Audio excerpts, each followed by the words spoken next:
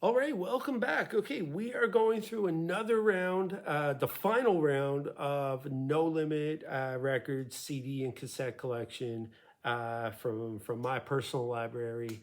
Okay, I have about 60 to 70% of all the No Limit albums. I'm definitely missing a few bangers.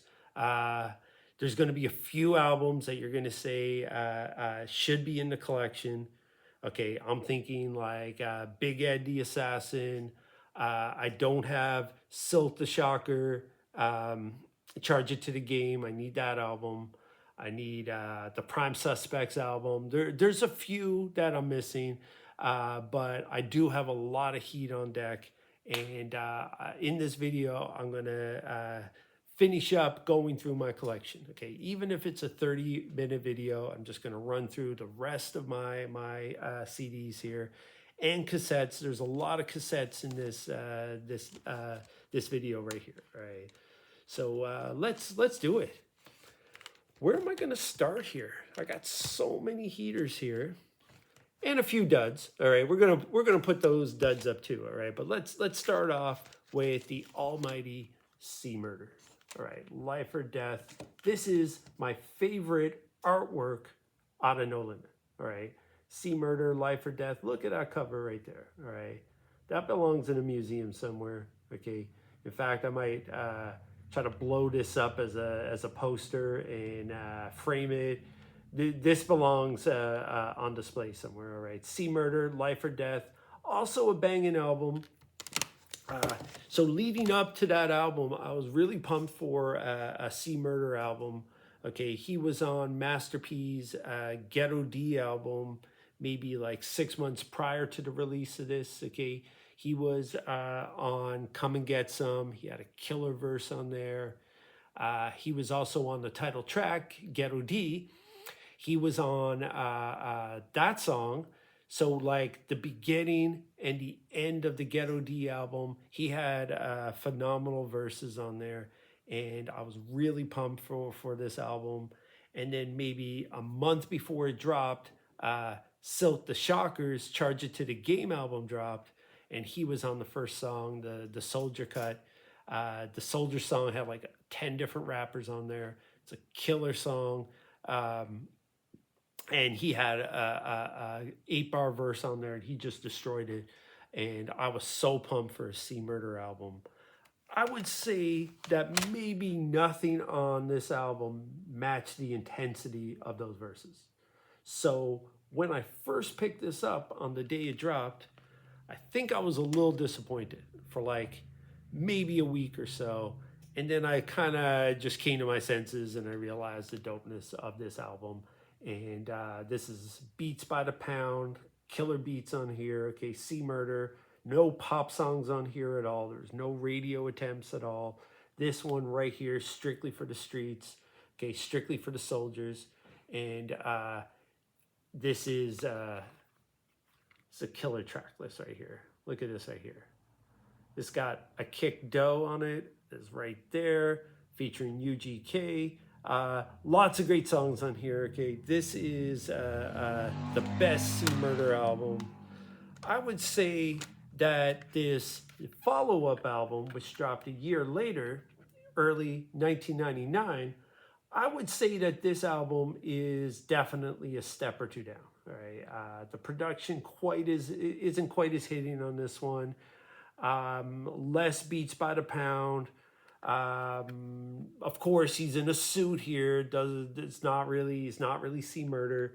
You want C Murder looking something like this right here, okay, or something like this, which is actually a step back in the right direction. Okay, this came out in September of 2000, and it was a good album. All right, Trapped in Crime. Beats by the Pound were no longer on deck. The production was a little more spotty, but he was I want to say C Murder's like one of these rappers that kind of just kept improving. Like if you go way back to like 94, 95, he was on those True albums, not really making much of an impact. You could probably say he was just there because he was Master P's brother. probably didn't really have any other reason to be on those records other than to kind of keep him in the studio, keep him out of trouble. And then what happened was over the years, C Murder became a much improved rapper. He just got better and better. So once he got to this album, Trapped in Crime, from I want to say this is like the fall of 2000. Uh, he was really going at this point, and this was a point where No Limit were like kind of drifting apart from their original sound. And then you got like Jermaine Dupri on here. He's got like Daz, got like well, actually, I don't think Daz is on here, but he's kind of opening up and diluting the No Limit sound by the time you get to this album right here.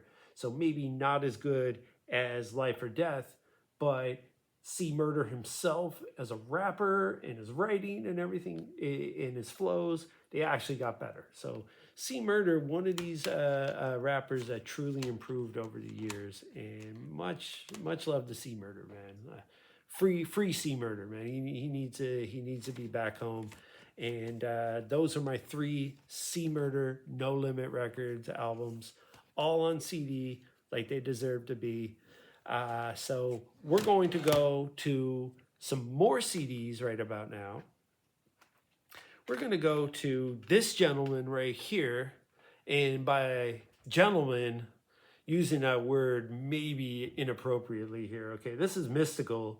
This is Unpredictable. Went platinum, one of No Limit's first platinum albums in '97. And this went platinum with pretty much no hit singles on here.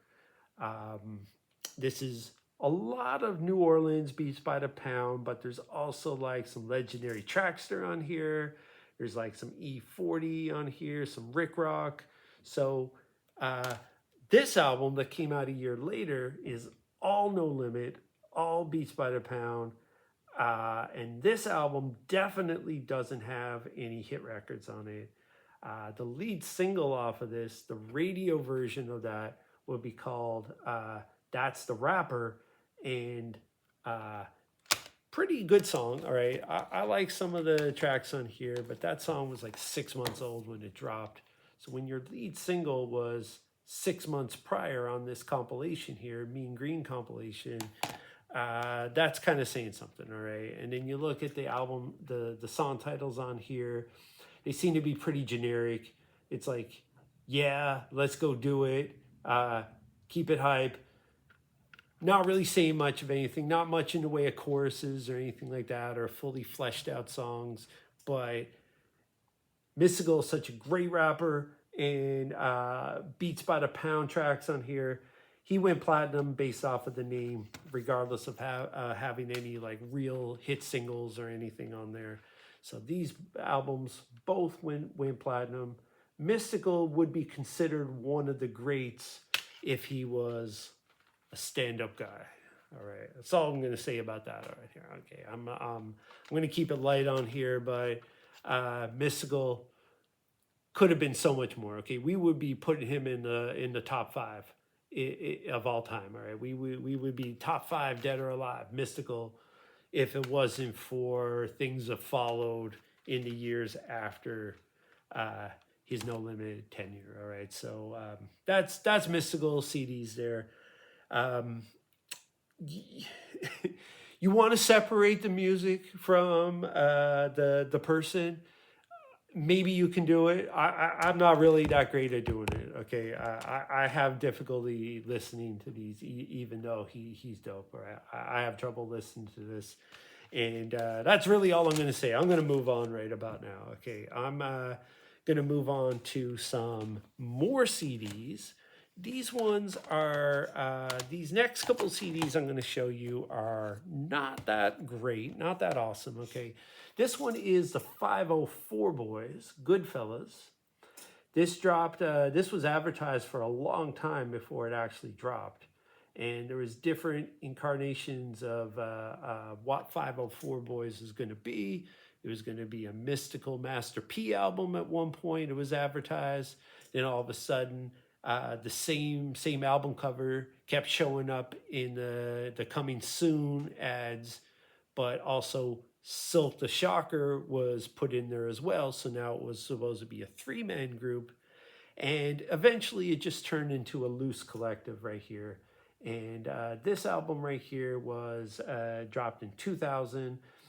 No Limit's best days were behind them at that point. The lead single Wobble Wobble was like an old song from, I believe it was Magic's album, another album I don't own, by the way.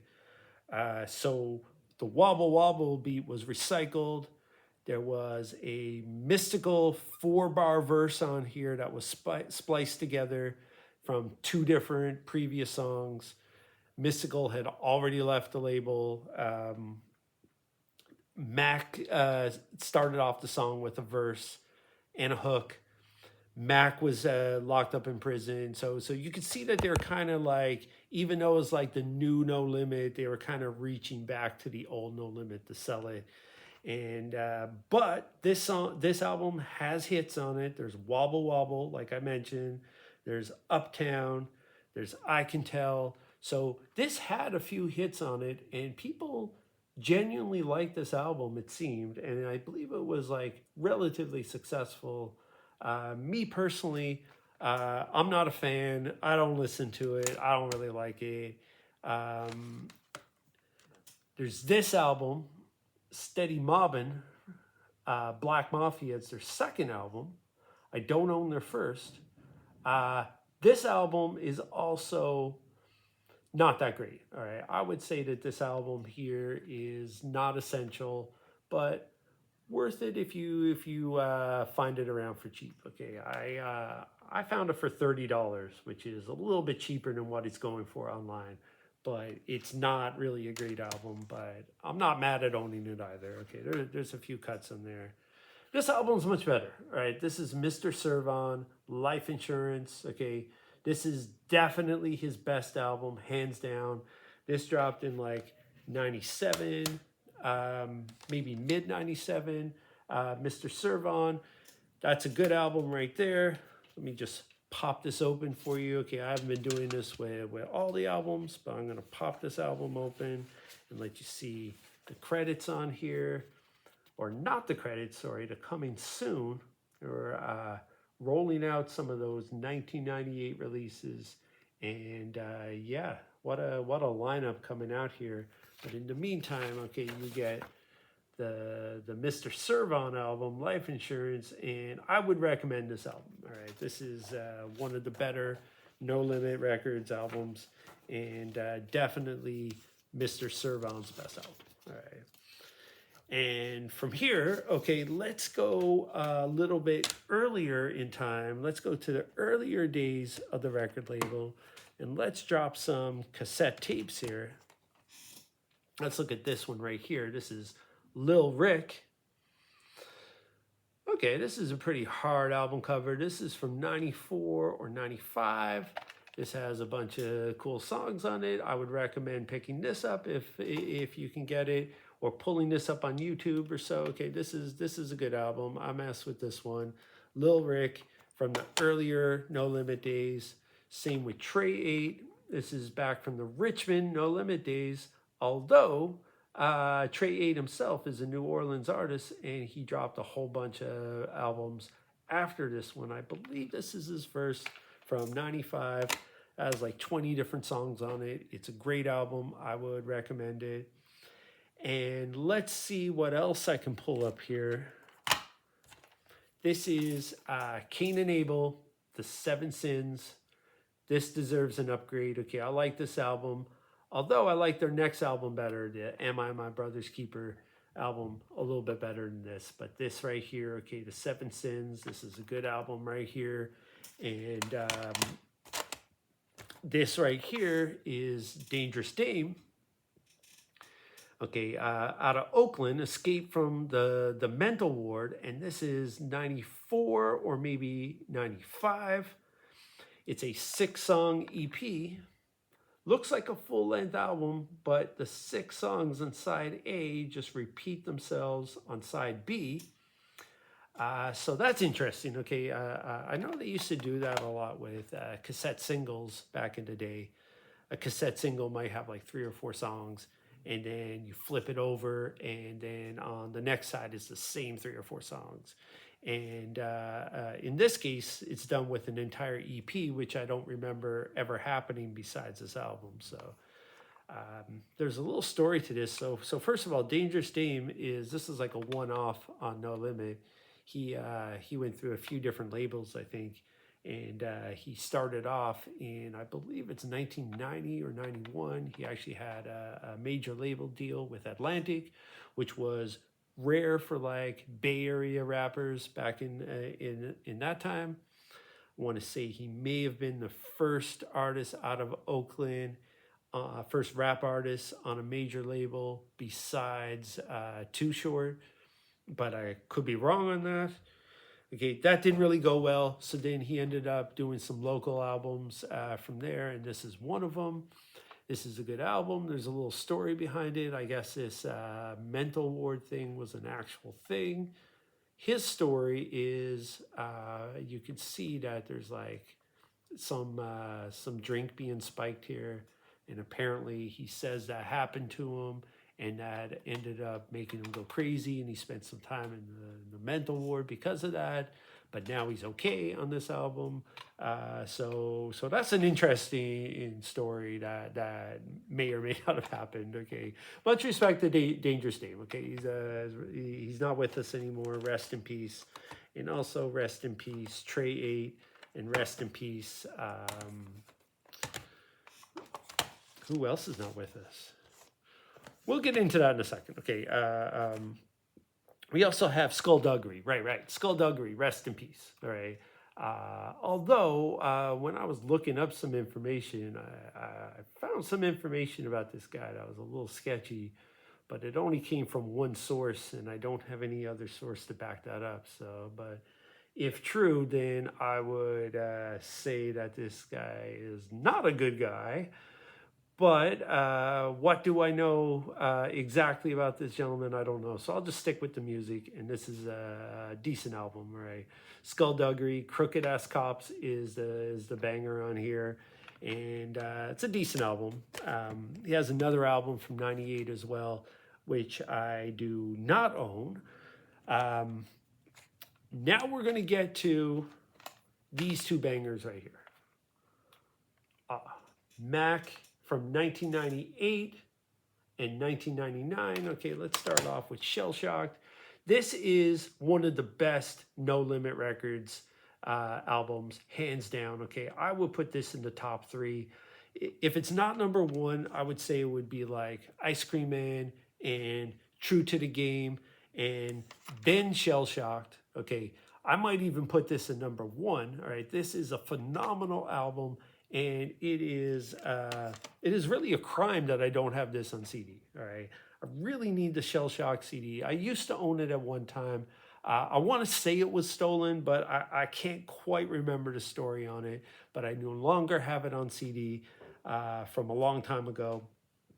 And I would say if for some reason you're like a East Coast boom bap fan and you just happen to be watching this video like 18 minutes in, I have no idea why anyone would do that, but if that's the case, if you're like hate watching, you're rage baiting yourself with some No Limit content, but then you're also saying, this guy seems like a reasonable guy. I think he knows his stuff. Maybe I should go dip my toes into the No Limit catalog a little bit. This is the album you want to go with. Okay, Mac, super lyrical, dope rapper. Okay, I don't care. You could be from Brooklyn and you could be a hardcore East Coast Black Moon fan or something. You can't front on this, all right? Mac, Shell Shocked, phenomenal album, all right? But if you do go to listen to this, all right, it doesn't really take off until the 3rd or 4th track. Okay, so some things with No Limit, like especially around this time, around like '98 or so, they were on fire, but they wouldn't necessarily come out the gate with track 1 being a banger. Sometimes it'd be like some song that was maybe for the radio, but I don't know. This album really picks up on track 3, all right? So you listen to Boss Chick and you listen to Be All You Can Be, and you might be ready to hit the stop button and just eject this tape altogether. But then you hit track 3 and it's Soldier Party, and that is definitely a New Orleans song. And then if you go to track 4, you get Murder, Murder, Kill, Kill, and that is a phenomenal song. Okay, that is one of the best No Limit songs out there. And then you got Tank Dogs and Slow Your Roll. It just goes up, up, up from there. Okay, so just keep in mind, if you are listening to Shell Shock, you want to wait it out until track 3, maybe track 4, and then it really gets going and it doesn't let up from there. All right, so this other Mac album a year later, you can notice that the track list, or sorry, the guest list on here is a lot shorter. Okay, compare that to this guest list right here, and that might just tell you something right there. Okay, by mid '99, the label was starting to fall off. Artists were leaving the label, and Mac stuck around, and he dropped another solid album. This is a good album, all right. But I would say it's not up there, as far up there as Shell Shocked, all right. And part of the reason, of course, is the guests, the features on there, and also Beats by the Pound only had a minor role in that album. So that's Mac, all right. You got 2 quality albums from Mac, definitely Shell Shocked. Then you have the untouchable, the great Mia X. And we've got 3 albums from Mia X right here. Okay, these are the 3 albums right here. They're all dope in their own way. Unladylike, the middle one, that's really the one you want. All right, so first of all, from 95, I believe it is, this is her EP. It says EP here, even though there were like 10 or 11 songs on here, all right? But it's considered to be an EP, so that's what we're going to call it. And it has some guests in there that are not from No Limit, like we have Conscious Daughters on here, and we have Sugar T. So pretty cool EP. I really like this album right here. And that's from 95. That's her first full-length album. And then we have Unladylike from 97. And this is front to back. This is a dope album. All right. This is definitely one of the better No Limit Records albums here. If you want to get one Mia X album, you want to get this one right here. And really, with these cassettes, they all deserve a CD upgrade. I need to look into that. Okay, I need to look into getting CDs for these Mia X albums. Even this one right here, okay, Mama Drama. This came out in late 98, maybe like September or October, all right. This album is good as well, but not quite as good as Unladylike. Okay, it's a little step down. But it is still a quality album. And those 3 Mia X albums, she's one of the best rappers on that label. Okay, I would really just give it up to Mia X. And I believe that's where her career kind of ended, at least like when it comes to full-length albums. She's dropped verses and songs here and there throughout the next 30 years or so, but those 3 albums are her catalog pretty much, and they're all pretty dope. All right, so I'm going to go back to this one for a moment. Okay, this one is Mean Green, compilation album that dropped maybe summer of 1998. It's decent. All right, there's some decent songs on here. I wouldn't call it essential. All right, it's just a bunch of random tracks here and nothing hitting super hard on here, but it's definitely worth it to pick it up if you see it for cheap. I don't think it goes for a whole lot of money. So, and this is another compilation from early 97, West Coast Bad Boys 2, which is not all that great either. There's a new West Side Connection song on here. It just sounds like a leftover. There's a Brother Lynch Hung song on here that's actually pretty good, but is also on his album. So I don't know. This is a decent album, but not a whole lot to say about that. It's not essential. And then I also have couple of cassette singles here. Okay, this is a cassette single for Snoop Dogg. This is his lead single off his first No Limit album, which is The Game Is to Be Sold, Not to Be Told.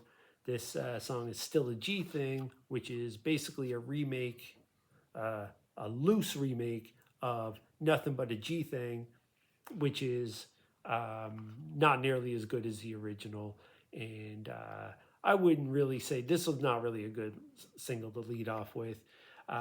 But one feature of this is that there is a non-album B-side here, okay, full-fledged right here, full-fledged pimpin', sorry. It's a pretty decent song, and it's not available on any album on the label. And same thing with this cassette single right here. If I Could Change from the I'm Bout It soundtrack, Master P and Steady Mobbin'.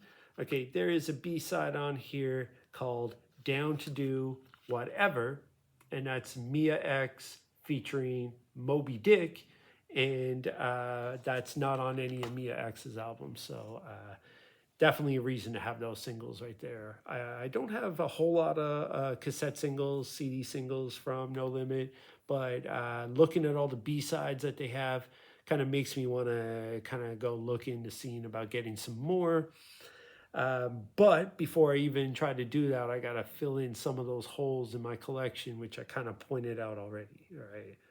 And I believe I went through everything. Okay, I believe you have seen my entire No Limit collection, which is pretty cool. A lot of dope albums on that label. Okay, and out of all the albums that I went through today, what are the absolute highlights?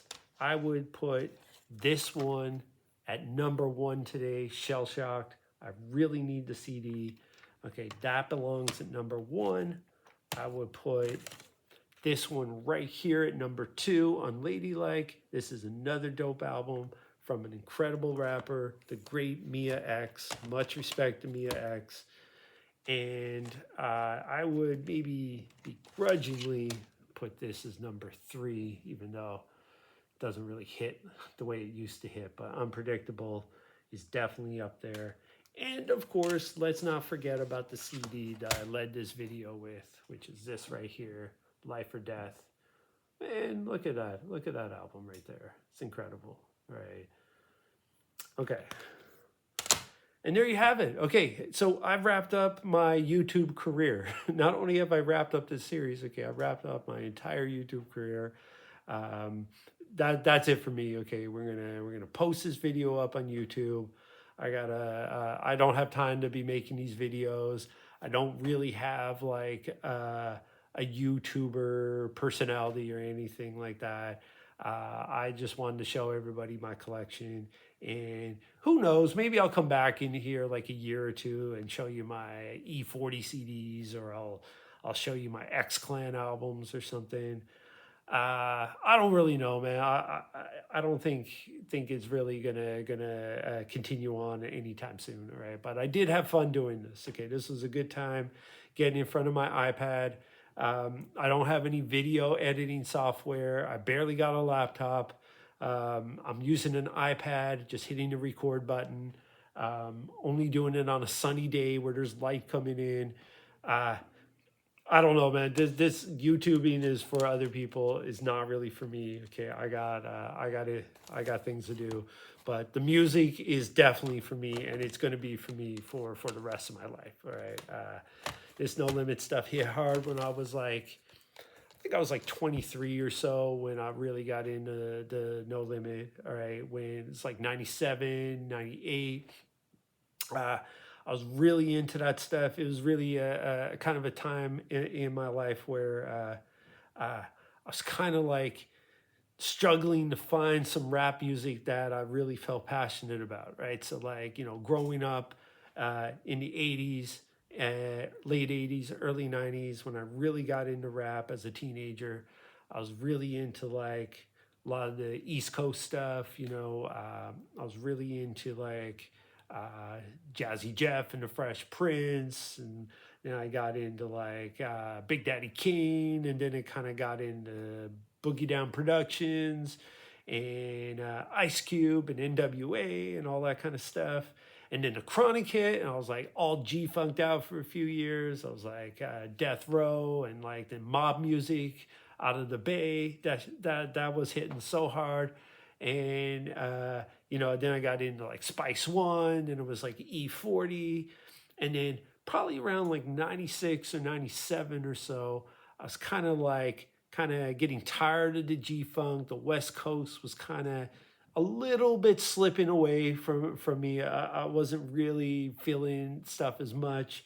I wasn't feeling East Coast music anymore. Like I definitely wasn't feeling the jiggy stuff that was coming out. All the hardcore East Coast stuff wasn't really catching my ears in the same way that it did like years before. And then I kind of stumbled upon like No Limit and 3 6 Mafia. I started getting into them.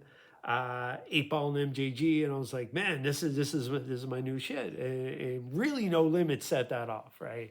And I think around 97 or so, I was suddenly getting access to the No Limit Records catalog. Once they signed a deal with Priority, it started getting into record stores where I live, which is way out there. Okay, I don't live anywhere near New Orleans. I grew up in Eastern Canada, still here. Okay, we didn't really have access to a lot of that Southern stuff until maybe 90, 96, 97. I want to say my first Southern rap albums were I sent away for 2 8 Ball and MJG albums in like 95, 96 or so. Uh, and I sent away, got them like 3 months later in the mail. And that was based off of just album covers I would see in the source. I thought it looked real cool. Those like photoshopped pen and pixel album covers. And then that kind of got me into some Southern rap. And then when No Limit hit, and then we started getting 3 6 Mafia albums, and we started getting the No Limit catalog, and then I was on fire from then. I didn't want to hear anything else at that point for the next few years. And it's crazy because at the time, I would say in my city, anyways, I kind of caught a lot of heat from the hip hop heads. Hey, like it wasn't cool to listen to this music. I mean, if I grew up down south, if I grew up in like New Orleans, it would have been hella cool to listen to all this stuff. But um, it wasn't cool. Where you had to listen to the like. I don't really want to put artists out there because it's not disrespect to them. I like hieroglyphics. I like living legends, and I like I like all that kind of stuff. But it wasn't cool to listen to what I was listening to, man. And I managed to find a couple people around that liked it, but for the most part, I was getting hated on for it. And I had a radio show at the time, and I was playing it, and then regular people were like, they loved that stuff, but the hardcore hip hop heads in the city, they weren't liking it. They didn't like me representing that kind of music. And uh, I remember being at what my first old hip hop head moment was. I was 24, I think 23. I was at a party. I was DJing a party, and it was all like it's all like high school students, and everyone wanted me to play DMX. Much respect to the dead, right? DMX, rest in peace. But uh, they kept asking me to play DMX, and I didn't really know his music. And I guess he'd been out for like 6 months or so. It was like Christmas. All the kids had their own DMX CDs, so they just kind of gave me the CDs to play, and I was listening to it and watching them react, and I wasn't really connecting with the music, and I was like, damn, I'm like old man. And they tried to sneak in some No Limit songs. They did. There was a little bit of reaction from it, but I remember they just wanted DMX. It was kind of a wild moment. And anyways, you could see years later. Uh, Now, like when people talk about like 90s rap, and you see these albums like the West Coast and the Southern rap albums, they're celebrated just as much, if not more than like, the real hip hop albums at that time. So kind of feel like validated now, like, oh, hey, I was actually really on to the right stuff at this time. So anyways, just some thoughts about this No Limit collection. Some of these CDs came from back in the day, some of the cassettes as well. A lot of it came from later on, uh, when I was really getting serious about collecting. At one point in time, I kind of sold off most of my collection. This was like 2003, 2004. I sold off most of my collection because I was moving and I had lots of student loan debts and stuff, and I needed some money.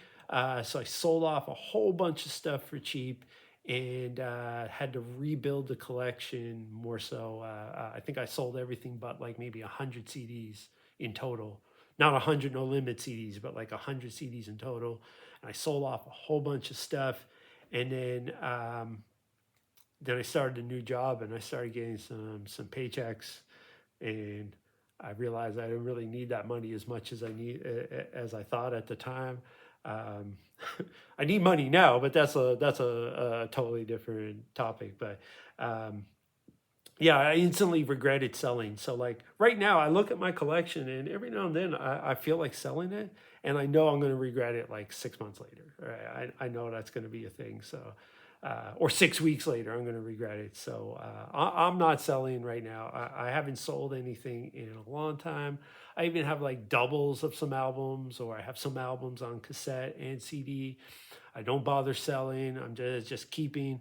One of these days, like in the later years, I might downsize and sell. But for right now, I'm just buying. I kind of slowed down on buying CDs and tapes over the last like maybe 5 years or so. I really slowed down on things, but there's still a lot of stuff out there I want, No Limit and beyond. So anyways, I got to wrap this up. I'm just rambling. Okay. I'm just going off script here. Okay. But yeah, this is it. Okay. This is the end of my YouTube career. I am out of here. Hope you enjoyed these videos. Okay. I had a lot of fun making these, had a lot of fun just pulling out CDs and looking at them, looking at the covers. Just it's not really a memory lane thing because I listen to stuff daily. All right, No Limit and other rap stuff, and like even like old soul music and stuff. But definitely my '90s rap CD and cassettes. That's what gets the most play around here, and it's a daily operation around here. So it's not really like a nostalgic thing anymore because it's just my usual time period. But I'm pulling these CDs out and I'm showing you, and I'm starting to get some flashbacks of different things that happen. So maybe this video is a little nostalgic. So anyways, I'm finally out of here. Okay, this is goodbye. All right, so I'll see everybody maybe sometime in the future. I'll whip out the iPad and make one of these amateur videos again, but it's not going to be anytime soon. All right, hope you enjoyed everything. There's 5 parts. If you haven't watched the other ones, go check those out.